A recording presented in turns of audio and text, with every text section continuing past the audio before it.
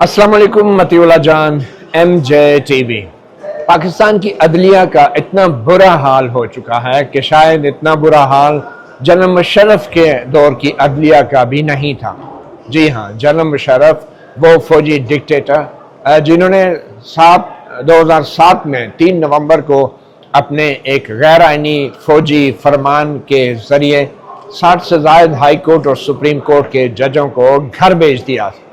General Musharraf जिन्होंने 9 मार्च 2007 को उस वक्त के चीफ जस्टिस इफ्तिखार मोहम्मद चौधरी के खिलाफ एक मिसकंडक्ट का रेफरेंस दायर किया, उनको ज़बरदस्ती अपने ऑफिस में जाने से रोका, उनको और उनके अहले खाना को उनके सरकारी रिहाइशगाह पे नज़रबंद कर दिया और फिर जुडिशल काउंसिल में उनके खिलाफ कार्रवाई चलाई गई, मगर सुप्रीम कोर्ट ने 20 जुलाई के फैसले में उस रेफरेंस को भी गैर आइनी करार दे दिया था। क्या वजह है कि आज की अदलिया जनरल मुशर्रफ की अदलिया से भी बदतर बल्कि बदतरीन सूरत हाल से दो चार हैं? उसका एक सबूत यह है कि आज अंग्रेजी रोजनामा डॉन में एक जनरल मुशर्रफ के ही एक साबिक अटॉर्नी जनरल जो कि पाकिस्तान की तारीख में तवील तरीन अरसे तक अटॉर्नी जनरल रहे, उन्होंने अपना एक कमेंट शाया किया है जो ख़ास तौर पे हाल ही में इस्लामाबाद हाई कोर्ट के 5 जजेस जो चलकर सुप्रीम कोर्ट में आए बतौर दरखास्त गुजार, उससे जो मनाज़र देखने को मिले उनसे साबिक attorney general advocate Makhdoom Ali Khan से भी रहा नहीं गया और उन्होंने भी इसके ऊपर अपनी राय ज़नी की है। तो देखते हैं कि एडवोकेट मखदूम अली खान साबिक अटॉर्नी जनरल को ऐसा क्या बुरा लगा कि वो भी ये बात करने पर मजबूर हो गए कि पाकिस्तान की अदलिया में सब कुछ ठीक नहीं है। जी हाँ, साबिक attorney general Makhdoom Ali Khan general Musharraf के दौर में 2001 से 2007 तक अटॉर्नी जनरल रहे और जितने भी मतनाज़ा फैसले थे जनरल मुशर्रफ के दौर के, उनको वो आला तरीन अदालतों में उनका दिफा करते रहे। और फिर यही जनरल मुशर्रफ थे कि जो 3 नवंबर 2007 को अपने गैर आइनी फरमान के ज़रिए उन्होंने 60 से ज़ायद आला अदलिया के जजों को घर भेज दिया था और ये वो फरमान था जो जनरल मुशर्रफ को फांसी के फंदे तक लेकर गया और पाकिस्तान की एक खसूसी अदालत ने उनको सज़ाए मौत भी सुनाई थी। मगर उस वक्त एडवोकेट मखदूम अली खान जनरल मुशर्रफ के अटॉर्नी जनरल नहीं थे, ताहम इस बात का बार बार खदशा ज़ाहिर किया जाता रहा है कि मखदूम अली खान ने भी 3 नवंबर के गैर आइनी फरमान में अपना हिस्सा बसूरत मशवरा डाला था। तो आज का जो डॉन का कॉलम है इसमें एडवोकेट मखदूम अली खान लिखते हैं, जिसका उन्वान है Y tilt at the wind mills, यानी कि ख्याली दुश्मन से लड़ाई लड़ना, जो इसका लफ्ज़ी माना है एक इडियम है Y tilt at the wind mills के एक ला हासिल जदोजहद करना, एक फजूल काम पर अपनी तवानाई को ज़ाया करना। और ये जो विंड मिल्स पंचक्की होती है जिसकी मदद से बिजली भी पैदा की जाती है, तो इस हवाले इस अनवान से जो उन्होंने लिखा है तो ये कहते हैं अपनी इस राय का, इस कमेंट का आगाज़ उन्होंने उर्दू के एक शेर से किया है, कोई कारवां से टूटा कोई बदगुमा हरम से कि अमीर कारवां में नहीं खूह दिल नवाजी। इस शेर से किया है इलामा इकबाल के। और आगे जाके मखदूम अली खान लिखते हैं कि कुछ अरसे तक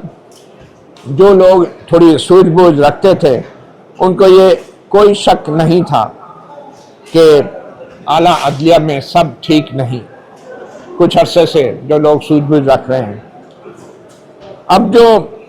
लोग कुछ ज़्यादा स्केप्टिक थे और स्केप्टिक से मुराद के वो इस बात से इत्तफाक नहीं करते थे कि सब कुछ ठीक नहीं है, अब तो उनको भी मौक़िफ़ लेने पर मजबूर कर दिया गया है और वो भी मजबूर हो गए कि अपनी राय दें। इसमें कोई शक नहीं कि एडवोकेट मखदूम अली खान मीडिया को भी आपने कभी नहीं देखा वो इंटरव्यू देते हैं, बहुत कम अखबारात में लिखते हैं और ज़ाहिर बात है अगर मीडिया को इंटरव्यू देंगे तो उन्हें बहुत सारे सवालों के जवाब देने पड़ेंगे जिनका आईनी तौर पे शायद मखदूम अली खान के पास जवाब नहीं होगा, तो इसलिए वो बहुत कम लिखते हैं। اپنے کیریئر کے آغاز میں وہ ڈان کے لیے، ہیرلڈ کے لیے، نیوز لائن کے لیے لکھتے رہے، مگر جب سے وہ اعلیٰ آئینی عہدوں پر آئے اس کے بعد سے انہوں نے میڈیا میں آنا بند کر دیا اور بہت کم رائے دی ہے. تو اس لیے وہ کہہ رہے ہیں کہ اب شاید مختوم علی خان جیسے ان جیسے بھی جو تجزیہ کار ہیں وہ بھی مجبور ہو گئے. اور اس میں کوئی شک نہیں کہ مختوم علی خان کا بھی اس معاملے پہ لکھنا،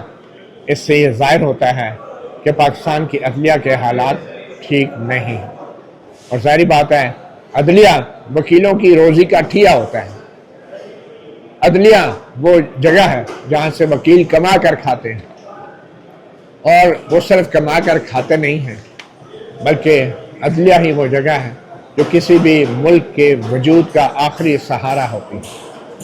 تو اس لیے مختوم علی خان کہتے ہیں کہ اب شاید ان جیسے بھی جو کہ زیادہ نا امید نہیں تھے، اب وہ بھی مجبور ہو گئے ہیں اپنی رائے دینے پہ. جو اسلام آباد ہائی کورٹ کے 5 ججز چل کر سپریم کورٹ میں آئے، یہ مناظر بڑے ہی پریشان کن تھے اور وہ اپنی درخواستیں لے کر آئے تھے. ان کی جو شکایات تھیں وہ ذاتی نوعیت کی نہیں تھی. ان کی جو شکایت تھی وہ صرف یہ نہیں تھی کہ ان کو عدالتی کام سے روکا جا رہا ہے، صرف یہ ہی نہیں تھی بلکہ یہ ان کی کمپلینٹس بنیادی طور پہ یہ تھی کہ ان کو جو ان کا آئینی کردار ہے وہ نہیں ادا کرنے دیا جا رہا اور ان کو عدالتی کام سے روکا جا رہا ہے. ان کی جو شکایت تھی وہ کسی بادشاہوں کے دربار یا بادشاہوں کے دور کی کسی پارلیمنٹ یا کلونیل دور کی سامراجی دور کی کسی قانون ساز اسمبلی کے خلاف نہیں تھی، نہ ہی وہ کسی ایسی حکومت کے خلاف تھی جو بالکل پاگل ہو گئی ہو. یہ شکایت ان کے اپنے چیف جسٹسز کے خلاف تھی، یعنی ان کے اپنے چیف جسٹس کے خلاف تھی، یعنی کہ جو موجودہ چیف جسٹس ہیں، چیف جسٹس سرفراز جوگر. مختلف ججوں کے گروپوں میں اختلاف رائے وہ کوئی اتنی نئی بات نہیں ہے، اور پھر ججوں میں اور چیف جسٹس میں بھی اختلاف رائے ہو جاتا ہے. کبھی کبھی بین السطور ہوتا ہے دھیمے انداز میں، کبھی کبھی شدید ہو جاتا ہے، مگر بہت کم ایسے ہوتا ہے کہ جس طرح اب ہوا، ان سول یعنی غیر مہذب طریقے سے. تو ان اختلافات کی ایک طویل تاریخ ہے، اور یہ اختلافات صرف پاکستان میں نہیں ہوتے ججوں کے بیچ میں، لیکن جو جذبات اور تعصبات ہمیں گھیرے ہوئے ہیں وہ جذبات اور تعصبات ججز کے قریب سے بھی نہیں گزرتے. یعنی ایک عام وکیل، عام لوگ، سیاستدان تو جذبات اور تعصبات کے شکار ہو جاتے ہیں، مگر وہ ججز اس کا شکار نہیں ہونے چاہیے. یہ اکثر ہوتا ہے کہ اس طرح کے اختلافات جو ہیں وہ ایک قدرتی امر بھی ہوتے ہیں اور بڑا یہ صحت مندانہ بھی ہوتے ہیں، اور ایسے اختلافات جو ہیں عدلیہ کی گروتھ میں، عدلیہ کی ارتقاء میں بہت مددگار ہوتے ہیں. اور اس کی وجہ یہ ہے کہ یہ اختلافات کی بنیاد کچھ اصول ہوتے ہیں اور کچھ منطق ہوتی ہے. اس طرح کے معاملات جو ہیں عام طور پہ ہائی کورٹس کے کمیٹی رومز کے اندر طے کیے جاتے ہیں، مگر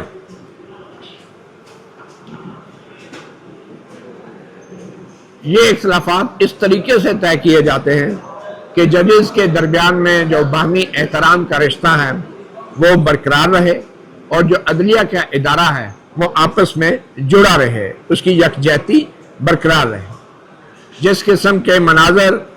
پورے پاکستان کے اخبارات میں اور میڈیا میں ہمیں دیکھنے کو ملے ہیں، یہ مناظر جو ہیں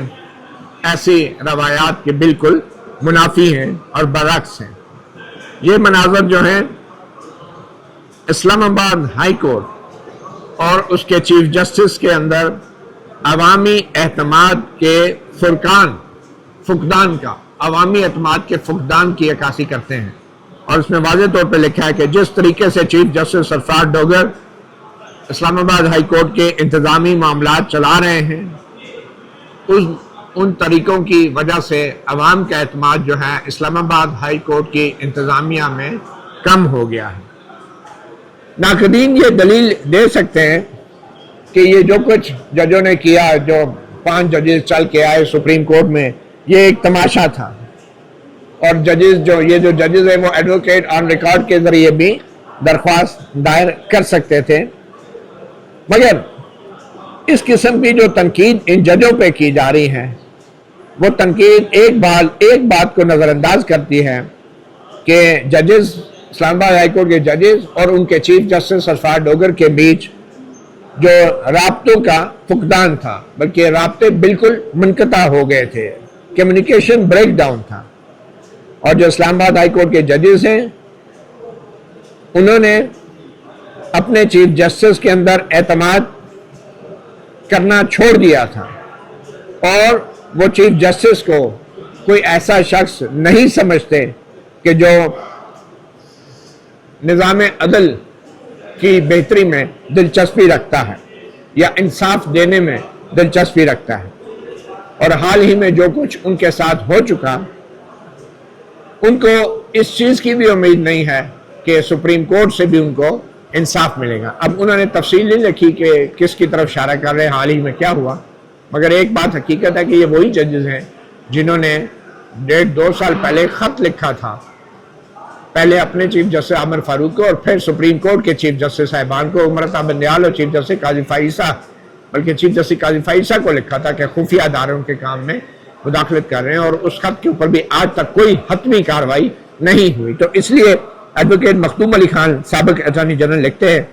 کہ ان کے جو حالیہ تجربات رہے ہیں ان ججوں کے،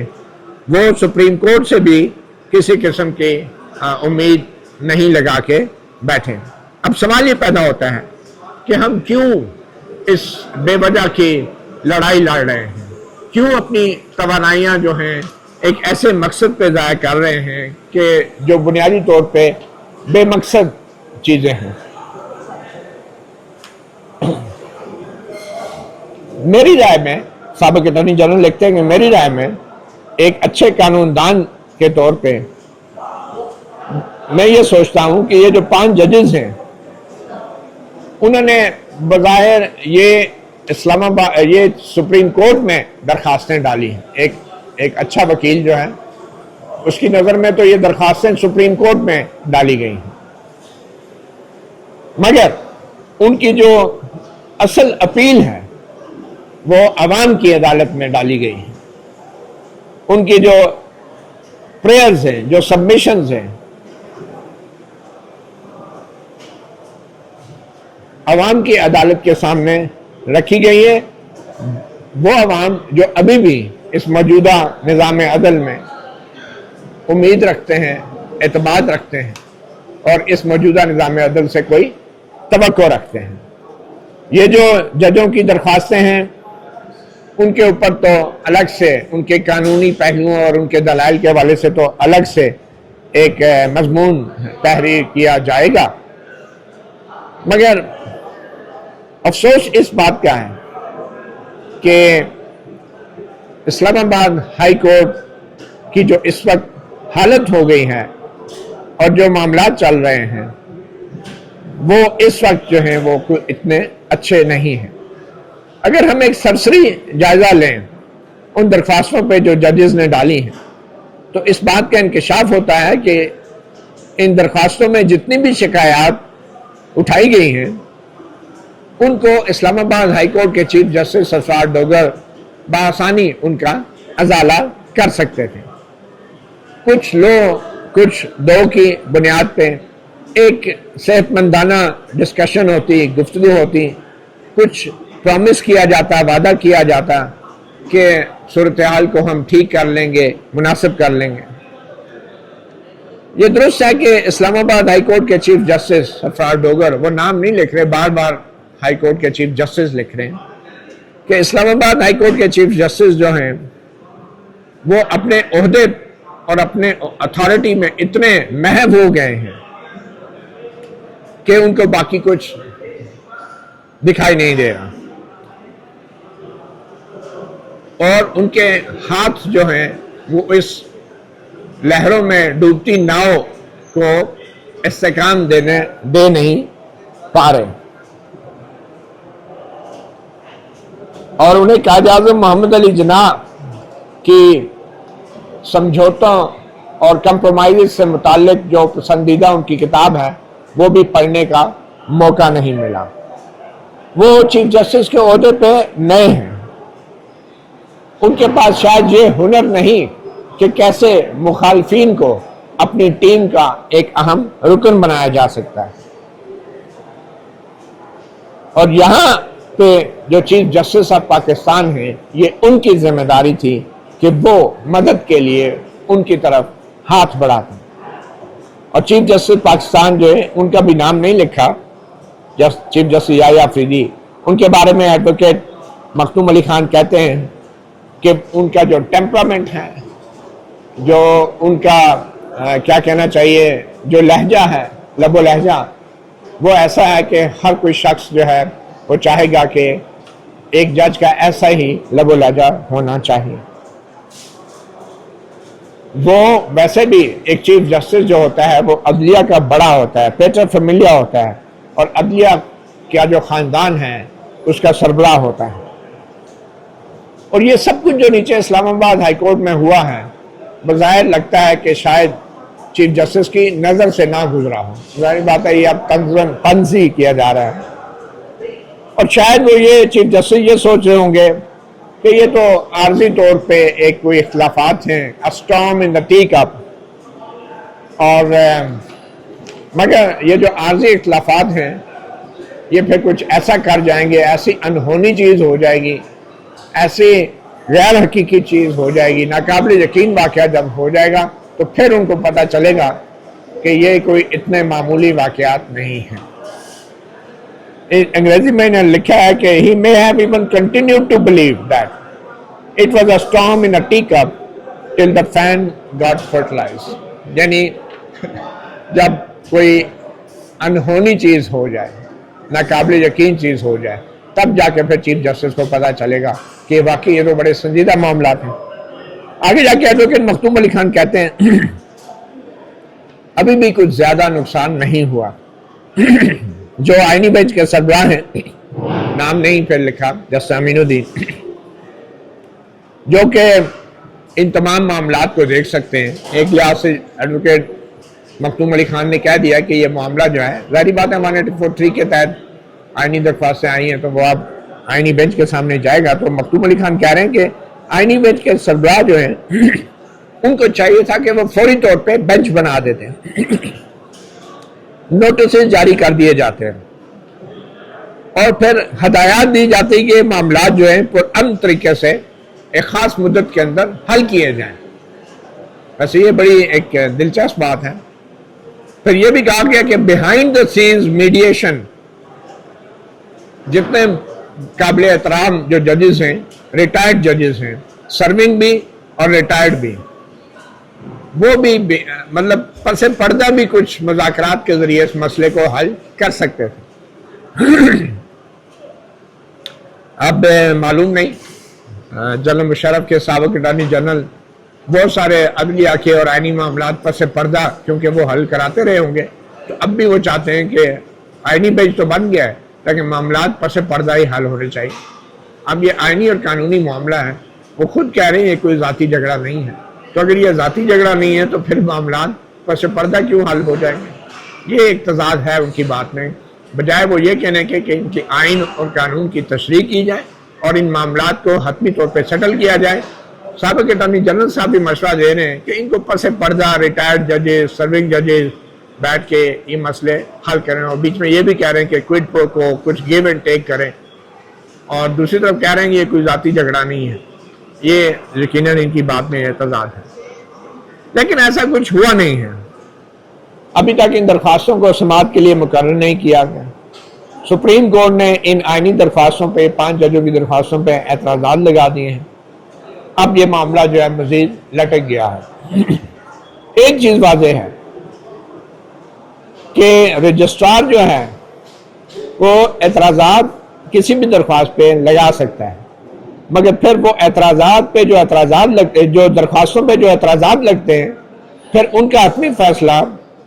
وہ عدالت کرتی ہے، اور کھلی عدالت میں وہ معاملات چلا جاتا ہے، یا تو اعتراضات ختم کر دیے جاتے ہیں اور کیس میرٹ کے اوپر پھر سنا جاتا ہے۔ اچھا، اسلام آباد ہائی کورٹ واحد عدالت ہے پورے ملک کی جہاں پہ تمام وفاقی اور قانون سازی کرنے والے آئینی ادارے موجود ہیں، اس لیے اسلام آباد ہائی کورٹ کی ایک منفرد پوزیشن ہے، اور اگر اس بحران کو یوں ہی چلنے دیا گیا تو اس سے اسلام آباد ہائی کورٹ مفلوج ہو کے رہ جائے گی، جو کہ ریاست کی کوئی خدمت نہیں ہوگی۔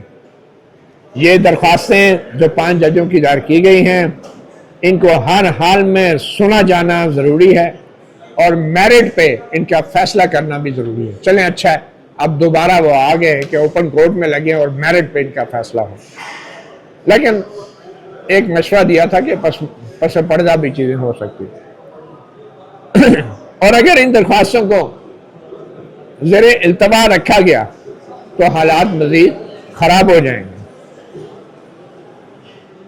تو یا تو ایک دوسرے کو منایا جائے، یا تو مصالحت کاری کی جائے، اور آخر میں اگر ضروری ہو تو سپریم کورٹ کو اپنے ٹھوس احکامات بھی جاری کرنے چاہیے، اور چیف جسٹس اسلام آباد ہائی کورٹ جسٹس سرفراز ڈوگر کو ان کو یہ مجبور کیا جائے کہ وہ اپنے ساتھی ججوں کو اعتماد میں لیں اور ان سے احترام سے پیش آئیں اور ان کے ساتھ اتفاق پیدا کریں۔ اگر ایسا نہ ہوا اور اگر چیف جسٹس سرفراز ڈوگر نے اپنے ساتھی ججوں کو اعتماد میں لینے میں ناکام ہوئے تو یہ صرف عدلیہ کی ناکامی نہیں بلکہ ریاست کی بھی ناکامی ہوگی۔ تو یہ سابق اٹارنی جنرل نے ایک طویل عرصے کے بعد اپنی ایک بڑی منفرد رائے دی ہے، اور اگر ایڈوکیٹ مخدوم علی خان بھی اب بول پڑے ہیں تو اس کا مطلب تو یہی ہے کہ اگر ایک سابق فوجی حکمران کا اٹارنی جنرل کہہ رہا ہے کہ حالات خراب ہیں تو پھر تو حالات واقعی بہت خراب ہیں۔ مطیع اللہ جان، MJ TV سے اتنا ہی، اجازت دیجیے، اللہ حافظ۔